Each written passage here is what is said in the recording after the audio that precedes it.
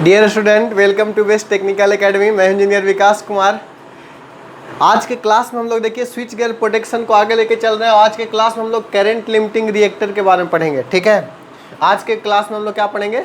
Current limiting reactor के बारे में पढ़ेंगे और उसी से सारा एक्सप्लेनेशन करेंगे। दूसरा, करंट लिमिटिंग रिएक्टर के बारे में पढ़ेंगे। दूसरा, इसका क्या फंक्शन है, इसका क्या डिसएडवांटेज है, इसका लोकेशन कहाँ कहाँ पर हो सकता है, सारे बातें को इस लेक्चर में हम डिस्कस करेंगे। ठीक है, और ये जो लेक्चर होगा इसमें हम नोट्स यहाँ पर नहीं लिख रहे हैं बोर्ड पर, क्योंकि बहुत सारा नोट्स है। इसको सिस्टमेटिक मैनर में मैं लिख करके जस्ट इस लेक्चर के बाद आपको सेंड कर देंगे। तो वहाँ से आप सबसे पहले आपको काम क्या है, इस लेक्चर को देख लेना। इस लेक्चर को देखने के बाद क्या करना, नोट्स को लिखना, फिर लेक्चर को देखना। इस तरीके से कीजिएगा तो आपको बहुत अच्छा रहेगा। ठीक है, और हम बात कर रहे हैं स्विच गियर प्रोटेक्शन में ही केवल हम सिस्टमेटिक वे में आपका लेक्चर बाय लेक्चर नोट्स देते जा रहे हैं। लेकिन अगर अदर सब्जेक्ट में क्या है, पूरा यूनिट, पूरा chapter by chapter systematic notes देंगे। बात समझ में आया? तो कोई भी कन्फ्यूजन नहीं होना है, किन्हीं को कोई कन्फ्यूजन नहीं होना है स्विच गियर प्रोटेक्शन में। और स्विच गियर प्रोटेक्शन में भी जिस लेक्चर में मैं नोट्स नहीं देने वाला हूँगा वहाँ पर मैं बोल दूंगा किस लेक्चर का नोट्स नहीं जाएगा,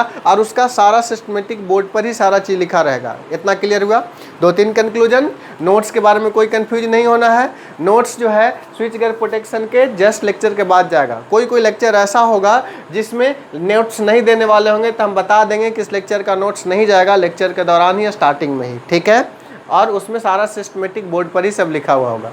अदर जो भी सब्जेक्ट 4 रिमेनिंग बचा, जो 4 सब्जेक्ट रिमेनिंग बचा, तो उसको क्या है आपका कि कोई भी चैप्टर फिनिश होगा उसके जस्ट बाद हम लोग करेंगे। ठीक है, बहुत सारे बच्चे ये सोच रहे हैं कि कैसे सिलेबस हम लोग का कब फिनिश होगा क्या। तो मैं 15 नवंबर डेडलाइन रखा हूँ। 15 नवंबर तक आप लोग का सिलेबस क्या होगा, फिनिश हो जाएगा। बिल्कुल नहीं घबराना है। 2-2 लेक्चर मैं देते जा रहा हूँ। मंडे टू सैटरडे, संडे के दिन नहीं जाएगा, बाकी सारे दिन 2-2 लेक्चर आपको जाएगा, जिससे कि हम सिस्टमेटिक वे में आपको नवंबर 15 तक आपका सिलेबस फिनिश हो जाएगा। जबकि इस बार आपका एग्जाम हो सकता है जनवरी में, आपका फर्स्ट वीक में स्टार्ट हो।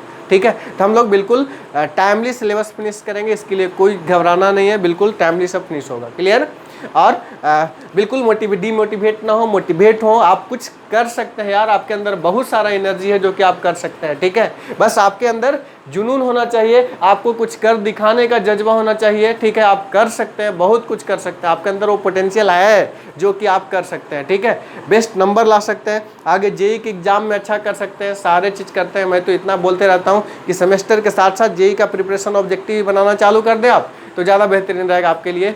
जो भी बुक्स आपके पास अवेलेबल है, जो टॉपिक आप पढ़ लिए हैं, not only the 5th semester का मैं बात कर रहा हूँ, 3rd 4th में भी पढ़ लिए हैं। मान लिया नेटवर्क पढ़ लिए हैं तो नेटवर्क आप बनाइए, मेजरमेंट पढ़ लिए, मेजरमेंट का क्वेश्चन बनाइए, ट्रांसमिशन पढ़े, ट्रांसमिशन क्वेश्चन बनाइए, जो सब्जेक्ट पहले बेसिक इलेक्ट्रॉनिक्स पढ़े उसका क्वेश्चन बनाइए। तो धीरे धीरे ऑब्जेक्टिव बनाते बनाते क्या होगा कि आपका होगा। बात समझे? एक दिन में सर कुछ नहीं होता है, प्रैक्टिस मेक परफेक्ट। जितना ज़्यादा प्रैक्टिस कीजिएगा उतना बेहतरीन होगा। बाकी तो मैं इतना पढ़ा दे रहा हूँ कि सेमेस्टर में आपको सब के सब क्वेश्चन इसी से नोट से आ जाएगा, इससे ज़्यादा कुछ ज़रूरत ही नहीं यार। बात समझे? चलिए आगे हम बात करते हैं। इसमें हम लोग पढ़ेंगे current limiting reactor. Current limiting reactor है क्या? रिएक्टर बेसिकली एक तरह का कॉइल है। रिएक्टर क्या है बताओ? Basically one type of coil है। ये जो कॉइल है, ये रिएक्टर में हम लोग ऐसा मानते हैं कि हाईली इंडक्टिव है, रेजिस्टिव निग्लिजिबल है। यानी कि इसका रेजिस्टेंस जो होता है इस कॉइल का, करंट लिमिटिंग रिएक्टर एक तरह का कॉइल है जिसका रिएक्टेंस जो होता है बहुत ज़्यादा होता है when comparison to the resistance.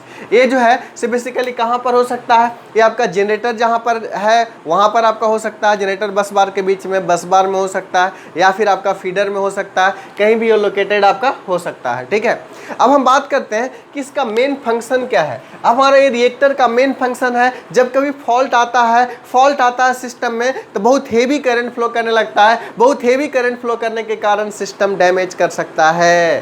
तो ये बेसिकली फॉल्ट करंट को कम करता है। यानी कि फॉल्ट करंट को इसका मेन काम है during the short circuit condition, जो हेवी फॉल्ट करंट फ्लो करने लगता है उसको क्या करना? कम करना। कौन कम करता है? ये करंट लिमिटिंग रिएक्टर। तो करंट लिमिटिंग रिएक्टर का मेन पर्पस है आपका जो भी फॉल्ट करंट आ रहा है उसको क्या करना? कम करना। यहाँ तक बात समझे?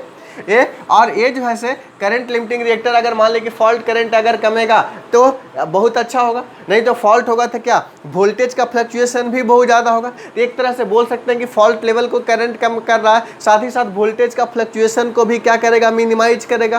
तो ये क्या है, बढ़िया चीज़ है। करंट लिमिटिंग रिएक्टर सिस्टम में होना जरूरी है, नहीं तो क्या होगा, कभी फॉल्ट वैसा आया तो ओवरऑल पूरा सिस्टम को डैमेज कर सकता है हेवी करंट के कारण, ओवर हीटिंग के कारण, जो कि डिसएडवांटेज है। ठीक है, इसका ड्रॉबैक्स क्या है करंट लिमिटिंग रिएक्टर का, बताइए। करंट लिमिटिंग रिएक्टर का अगर हम ड्रॉबैक्स का बात करेंगे तो ये हमारा connected in the network result in that total percentage reactance. अब देखो हमारा इसका मेन ड्रॉबैक्स है, मान लिया जाए सिस्टम में कनेक्टेड है तो इसका रिएक्टेंस तो होगा, और रिएक्टेंस ज़्यादा होने से बताइए पावर फैक्टर पर इफेक्ट पड़ेगा ना। पावर फैक्टर इक्वल टू क्या होता है बताइए, आर बाई जेड। जेड को क्या लिख सकते हैं, आर बटा कितना, root under R square plus X square. और ये रिएक्टेंस जो है ओवरऑल बढ़ जाएगा, रिएक्टेंस ओवरऑल बढ़ जाएगा तो पावर फैक्टर क्या होगा बताइए, घट जाएगा। पावर फैक्टर घट जाएगा तो सिस्टम अच्छा है कि खराब है, बताइए खराब है। यानी कि इसका ड्रॉबैक्स भी है। क्या ड्रॉबैक्स है कि पावर फैक्टर क्या हो जाएगा आपका, घट जाएगा, जिससे कि रेगुलेशन क्या होगा, पुअर रेगुलेशन होगा, जो कि अच्छा नहीं है, जो कि अच्छा नहीं है। एडवांटेज क्या है इसका कि शॉर्ट सर्किट करंट को कम से कम करेगा, वोल्टेज फ्लक्चुएशन को क्या करेगा, कम से कम करेगा, इसका डिसएडवांटेज है। बट ड्रॉबैक्स क्या है कि रिएक्टेंस का ओवरऑल रिएक्टेंस बढ़ने से पावर फैक्टर घटेगा, जिससे रेगुलेशन क्या होगा, पुअर रेगुलेशन होगा। ये क्या है, इसका ड्रॉबैक्स है। अब हम बात करते हैं कि इसका लोकेशन कहाँ कहाँ हो सकता है। तो लोकेशन जैसे कि मान लीजिए कि फॉर एग्जांपल समझो, एक होता है जैसे जनरेटिंग स्टेशन। जनरेटिंग स्टेशन में क्या होता है, जनरेटर होता है जो कि बिजली पैदा को करता है। अगर वैसा जनरेटर एनटीपीसी मान लें कि 10 यूनिट है, यानी कि 10 जनरेटर है, तो 10 जनरेटर को पैरेलल ऑपरेट कराएंगे और एक बस बार से कनेक्ट होता है। बस बार किसको बोलते हैं, बस बार एक तरह का जगह है जहाँ पर क्या है कि सारे पैरेलल ऑपरेटिंग जनरेटर क्या होता है, कनेक्टेड होता है। यानी कि वहाँ पर सब पैरेलल अपना अपना पावर आउटपुट वहाँ पर देता है और वहाँ से फिर अलग अलग हम लोग फीडिंग पॉइंट में ले जा सकते हैं। तो बस बार क्या है, बहुत जगह का, मान ली कि बिजली भी एक जगह पर ला करके एक जगह पर हम जोड़ रहे हैं तो क्या हो गया बताइए, बस बार हो गया। ठीक है, तो ये जो है से आपका जनरेटर, ये रिएक्टर हो सकता है जनरेटर लोकेशन और बस बार के बीच में हो, या फिर बस बार में भी हो सकता है, या फिर बस बार से कहीं पर दूसरे जगह पर लाइन गया है। तो जहां लाइन गया है जिसको फीडर पॉइंट बोलते हैं, फीडिंग पॉइंट बोलते हैं, यानी कि फीडर बोलते हैं, तो बस बार और फीडर के बीच में भी हो सकता है। तो ये हुआ इसका क्या लोकेशन, किसका, करंट लिमिटिंग रिएक्टर का। तो अगर हमारा देखिए इसमें कहाँ कहाँ लोकेशन हो सकता है, जनरेटर में रिएक्टर हो सकता है, फीडर में रिएक्टर हो सकता है, बस बार रिएक्टर हो सकता है। तो जहाँ पर हो सकता है उसके आधार पर उसका रिएक्टर का क्या हो गया, नाम हो गया है। जनरेटर रिएक्टर का मतलब क्या है, ये बस बार जनरेटर रिएक्टर जो है बस बार और जनरेटर के बीच में रिएक्टर रहेगा, इसको हम लोग क्या बोलेंगे, जनरेटर रिएक्टर। अब बताइए ये जो जनरेटर रिएक्टर है, मान लिया जाए कि कहीं पर खराबी आएगा तो ये क्या करेगा बताइए, जनरेटर को क्या करेगा, प्रोटेक्शन करेगा।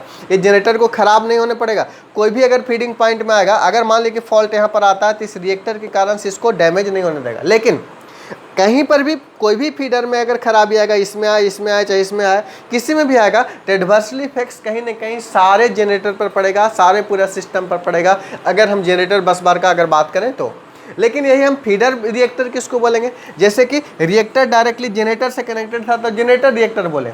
यदि यही रिएक्टर फीडर से डायरेक्टली कनेक्टेड होगा तो इसको क्या बोलेंगे, फीडर रिएक्टर। क्लियर है।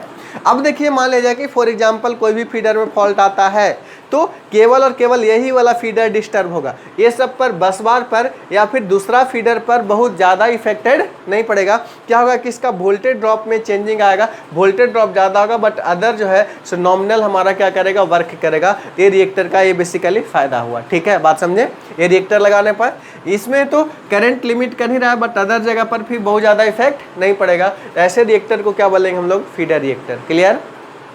बस बार रिएक्टर क्या होगा, बस बार यानी कि रिएक्टर जो होगा से बस बार जो होता है से बहुत सारा सेक्शन में ब्रेक है, बहुत सारा, और हर सेक्शन के बीच में क्या है, रिएक्टर है। तो ऐसे रिएक्टर को बोलेंगे क्या, बस बार रिएक्टर। ये जो है से बस बार रिएक्टर रिंग सिस्टम हो सकता है या टाई बस बार हो सकता है। दोनों में अंतर बताते हैं क्या है। रिंग सिस्टम जो है देखिए हमारा दो बस बार के बीच में क्या है, ऐसे आपका बस बार है, एन सेक्शन में हर के बीच में क्या है, रिएक्टर है, तो ऐसे बस बार को बोलेंगे रिंग सिस्टम बोलेंगे। ठीक है। और इसमें यदि हमारा कोई में भी मान लीजिए कि इस जनरेटर से ये जो लोड पॉइंट है जिसको हम लोग फीडर बोलते हैं, एक जनरेटर से ये कनेक्टेड है। अगर मान लीजिए कि फॉर एग्जांपल यहाँ पर अगर फॉल्ट आता है तो केवल ये वाला जनरेटर इफेक्टेड होगा। क्यों?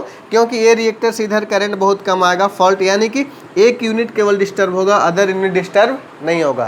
तो इसको हम लोग क्या बोलेंगे? बस बार रिएक्टर कैसा सिस्टम है बताइए? रिंग सिस्टम है। इसमें फॉल्ट करंट क्यों नहीं आता? क्योंकि ऑलरेडी रिएक्टर यहाँ पर है, तो इसका इफेक्ट इस पर क्या होगा? बहुत ही कम होगा। इस तरीके से बस बार रिएक्टर रिंग सिस्टम है। अदर जो सिस्टम है टाई बस बार सिस्टम, इसमें क्या होता है? सारे जनरेटर बस बार से कॉमन बस बार में कनेक्टेड होता है थ्रू द रिएक्टर, और हर जनरेटर से क्या होता है? डायरेक्टली फीडर पॉइंट या लोड पॉइंट क्या होता है? कनेक्टेड होता है। इसमें क्या होता है?